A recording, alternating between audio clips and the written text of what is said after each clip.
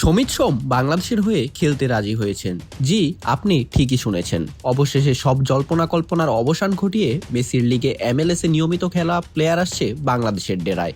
মূলত হামজার দেখানো পথেই সমিত সোম গায়ে জড়াবেন বাংলাদেশের জার্সি। বর্তমানে কানাডার শীর্ষ লিগের শীর্ষ দলে খেলছেন নিয়মিত। কানাডার জাতীয় দলের হয়েও খেলার অভিজ্ঞতা রয়েছে এই মিডফিল্ডারের। এছাড়াও হামজা যেমন ইংল্যান্ডের বয়সভিত্তিক দলে নিয়মিত খেলেছেন, পারফর্ম করেছেন, সমিতও কানাডার বয়সভিত্তিক দলে নিয়মিত খেলেছেন, পারফর্ম করেছেন। মোটামুটি সকল ধরনের বয়সভিত্তিক অনূর্ধ্ব 16, 17, 18, 19 সব দলেই রেগুলার ছিলেন সমিত।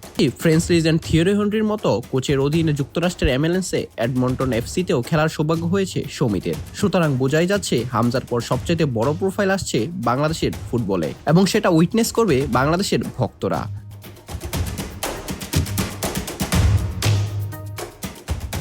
মিডফিল্ডার ভিনদেশি হওয়ার পাশাপাশি হামজার সাথে সমিতের আরও এক জায়গায় রয়েছে বিশেষ মিল, অর্থাৎ তাদের দুজনের পজিশন যেমন প্রায় সেম, ঠিক বয়সটাও তাদের অনেকটাই একই রকম। সাধারণত একজন ফুটবলার 34 থেকে 35 পর্যন্ত ইজিলি খেলে যেতে পারেন। বর্তমানে তো 37-38-এর পর খেলে যাওয়ার উদাহরণ আছে অহরহ।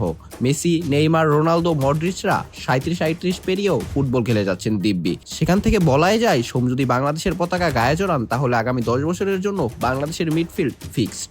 লাস্ট এশিয়ান কাপ কোয়ালিফায়ার্স ম্যাচে ভারতকে তাদের নিজের মাঠে মিডফিল্ড ব্যাটেলে একাই আউটপ্লেট করে দিয়েছিলেন হামজা চৌধুরী। সেখান থেকে যদি সমিতের মতো আরও একজন হাই প্লেয়ার প্রোফাইল যোগ হন তাহলে একবার চিন্তা করেই দেখুন না শক্তিমত্তার দিক দিকে কতটুকু এগিয়ে যাবে বাংলাদেশ।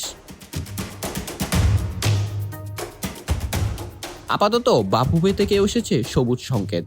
সবকিছু ঠিকঠাক থাকলে জুনে সিঙ্গাপুরের বিপক্ষে ম্যাচে দেখা যেতে পারে তাকে। সমিতের আন্তর্জাতিক ফুটবল খেলার ব্যাপারে বাংলাদেশের ক্রীড়া লেখক সমিতির BSP এর পুরস্কার অনুষ্ঠানে বাংলাদেশ ফুটবল ফেডারেশনের সহসভাপতি ফাহাদ করিম কথা বলেছেন মিডিয়ার সাথে। সেখানে ফাহাদ বলেন, সমিত বাংলাদেশের হয়ে খেলার ইচ্ছা জানিয়েছে আমাদের, এখন পাসপোর্টের প্রক্রিয়া চলছে। 27 বছর বয়সী এই মিডফিল্ডারের বাবা মা বাংলাদেশি। এর আগে কানাডার হয়ে দুটো আন্তর্জাতিক ম্যাচ খেলার অভিজ্ঞতা রয়েছে সমিতের। দুটোই ম্যাচ ছিল সেই 2020 সালে। এরপর আর জাতীয় দলে ডাক পাননি তিনি। অঙ্কুর গমেজ, BD আর্কাইভ স্পোর্টস।